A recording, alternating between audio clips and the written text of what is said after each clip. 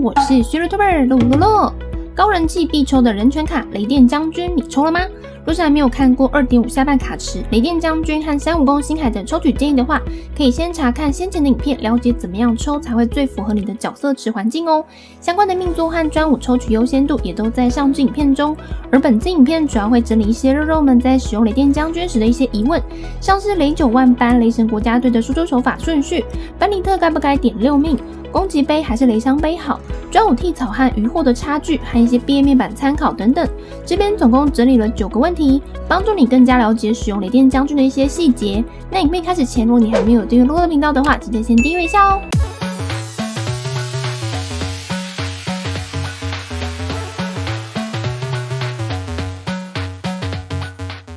灵命的雷神可以当主 C 吗？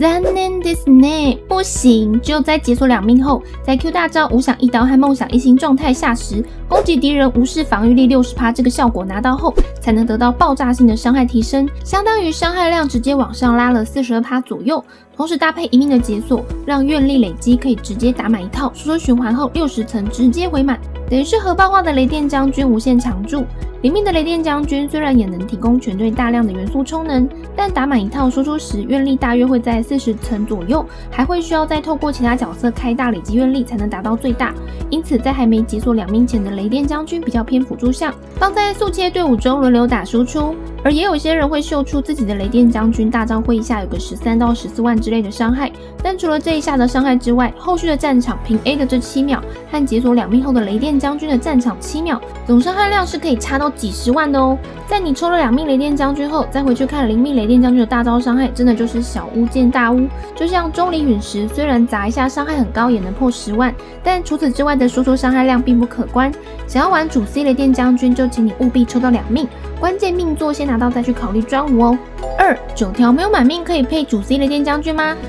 残念ですね，不行，因为9條只有在解锁6命后才能提供雷元素角色雷元素爆伤加成 60%。非满命的9條即便提升伤害值的作用类似于班尼特，但增加的幅度不大，而且还最好要给9條沙羅搭配基础攻击力高白值的5星專武才能最大化。一技能增伤幅度要点到13级左右才会追上讨龙英杰传的加成，加上操作手感也不是太顺畅。那在非满命的9條沙羅解锁前，还不如就先用班尼特或是搭配讨龙英杰传的角色，又或是还能够凑双我共鸣，这些种种增伤的方式都可以轻松超越非满命的9條沙羅所提供的增伤，而且还不用牺牲5星武器给9條，有非常多方式可以取代非满命9條的加伤作用。然而只要9條解锁满命后，就是专属于雷队的 T0 辅助角，雷元素爆伤加成的程序非常珍贵。在刷雷电将军的毕业绝缘套时，最难凑毕业的就是双爆属性了。大部分的人雷电将军暴击伤害大约都落在150到160% 左右就是极限了，但此时只要搭配满命9條的 60% 爆伤加成，就等于是直接在爆伤上加了 60%， 是非常直接又爆炸的拉抬。搭配战场输出的2命以上主 C 雷电将军，那伤害数字真的是一个超有感。同时非常需要充能的9條大招，在搭配雷电将军的充能之后，也能够快速回满，无限释放这招倍率也十分可怕的天口咒雷雷力。2个人真的可以说是最佳搭档，希望可以组 CP。3专武替草和满金渔获的差距大吗？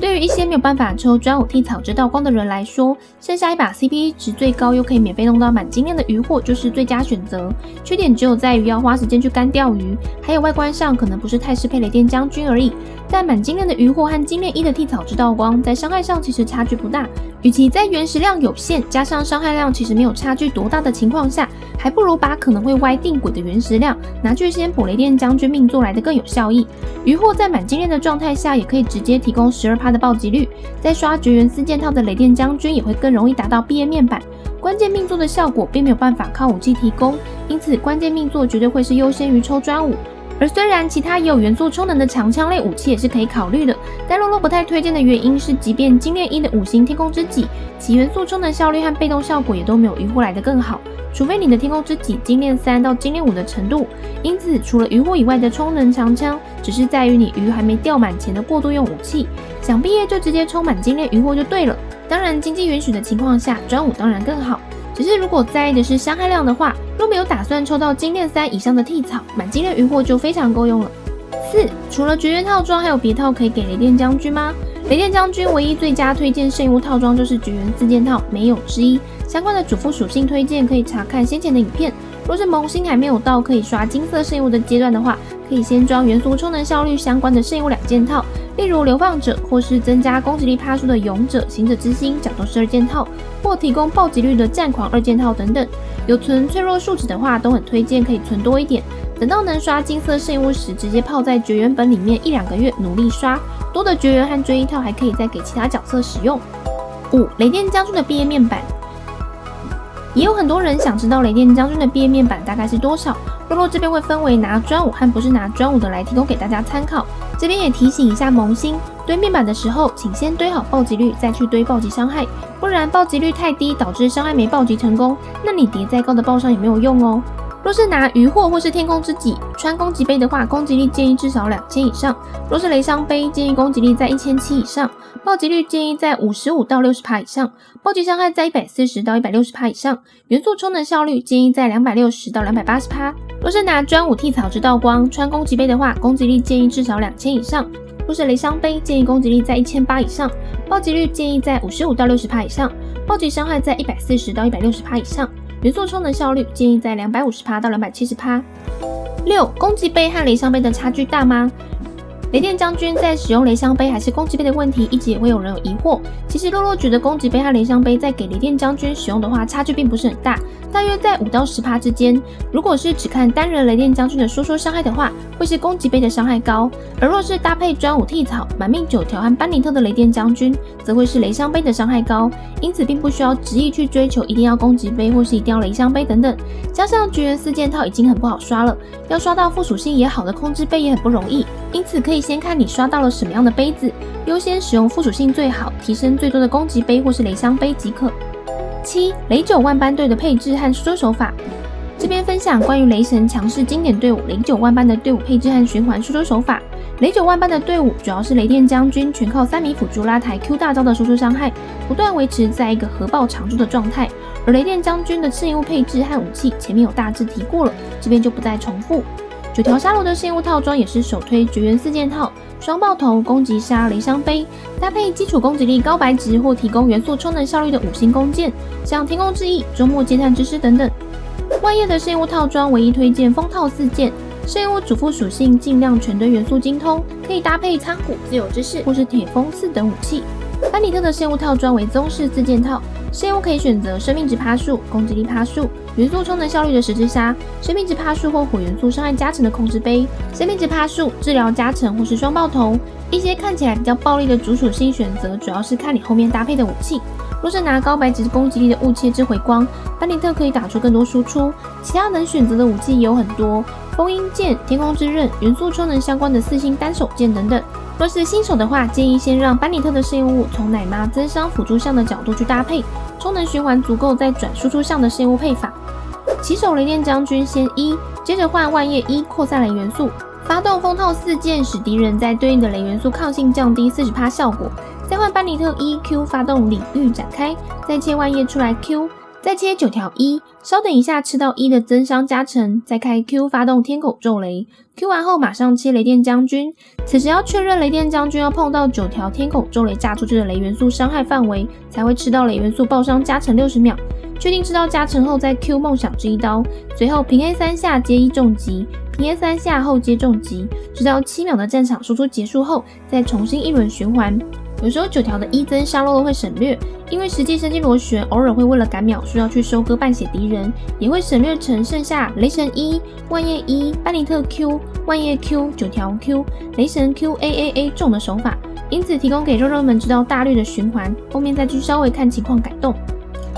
8. 雷神国家队的配置和说手法。接下来是2名以下雷电将军最常使用的队伍雷神国家队的相关配置。雷神国家队主要就是透过4名角色不断速切轮流开大，每个人都有贡献输出，同时又有后台伤害可以彼此搭配。在雷电将军加速充能的情况下，整场就是每个人不停轮流开大。班尼特的配置刚刚有说过了，这边就不再重复。行舟的圣优会首要推荐绝缘4件套，没有的话可以绝缘2件套搭配水套2件、宗师2件等圣物。双爆头、元素充能或攻击力趴数的十字杀，若元素充能没有180%到200%以上，大招循环跟不上要等的话，就优先使用元素充能杀，搭配水伤杯。武器唯一推荐祭礼剑，经验等级越高越好。相邻的是，我也会推荐绝缘4件套或是魔女4件套，搭配双爆头、元素充能或攻击力趴数的10只杀。一样，若元素充能没有190%到210%，在收一轮大招后能量还没满的话，就优先穿元素充能杀，搭配火伤杯。武器选择有很多，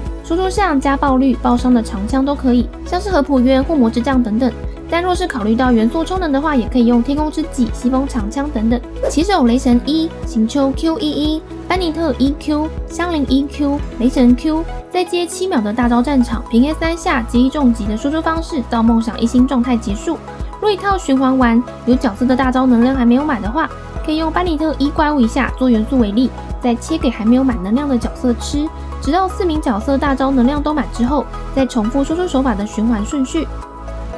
9. 雷神国家队的班尼特可以点到6命吗？洛洛也看到非常多萌新在问班尼特可不可以点到6命，雷电将军会不会废了等等的问题。有看角色全分析影片或是仔细看技能叙述的都知道，雷电将军的 Q 大招是转化为无法被附魔的雷元素伤害，因此满命班尼特附魔火元素在近战武器角色身上的作用是不会影响到雷电将军的，所以搭配满命班尼特也没问题。而也会有玩家一律建议不要点满命班尼特，这里也补充一下，并没有一定不能点满命，如果你的主要队伍主 C 是非火元素的近战武器角色的话才会受到影响，例如优拉、神里灵娃等等。但若你的近战主 C 是火元素，搭配满命班尼特，除了被附魔外，还能得到 15% 额外的火元素伤害加成，像是迪卢克。此外，若主 C 主要为法器或弓箭角色也不会受到影响，像是甘雨、公子、星海这类角色也不会受到影响。又或是像一斗和诺尔的 Q 大招，也是和雷电将军一样是无法被附魔的炎元素伤害，也是不会有副作用的。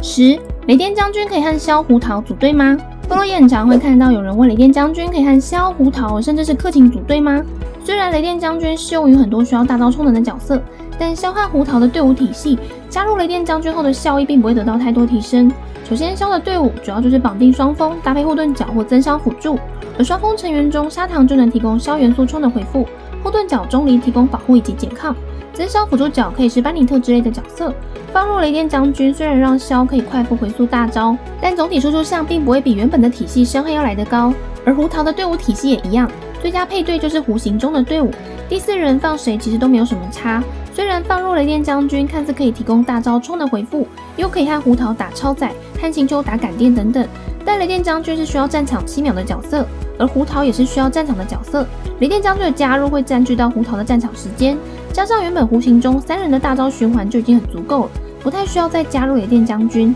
而柯勤就更不用说了，他本来就不是很缺元素充能的角色，不需要雷电将军来帮他充电，有了只是锦上添花。总体来说，雷电将军并没有不能放入这些队伍中，但不会比原本推荐的队伍或是让雷电将军去其他队伍更好。以上就是雷电将军的复刻 Q&A， 后续也会在 Instagram 上募集关于星海的 Q&A， 可以追踪洛洛的 IG 或是 FB， 将会在限时动态发布相关的问答募集，洛洛会再搜集素材补充在影片的内容中哦。或是身边有玩原神的朋友，问了你以上的问题，就直接把影片递给他看吧。若是还有想看的攻略主题或是任何问题，可以在底下留言，洛洛都会一回复。觉得影片内容时候也欢迎分享给更多人知道。或是想支持洛洛的频道内容，也可以点击加入按钮来成为鲁邦会员，每个月起洛会为新来加鸡排。最后喜欢洛洛的影片，可以点击喜欢，给洛洛一个鼓励。喜欢越多，给洛洛的 buff 就越强哦。目前每周日晚上也会固定直播玩原神，每周一到晚上9点半更新影片。我是绝对周贝尔露洛洛，我们下次见喽。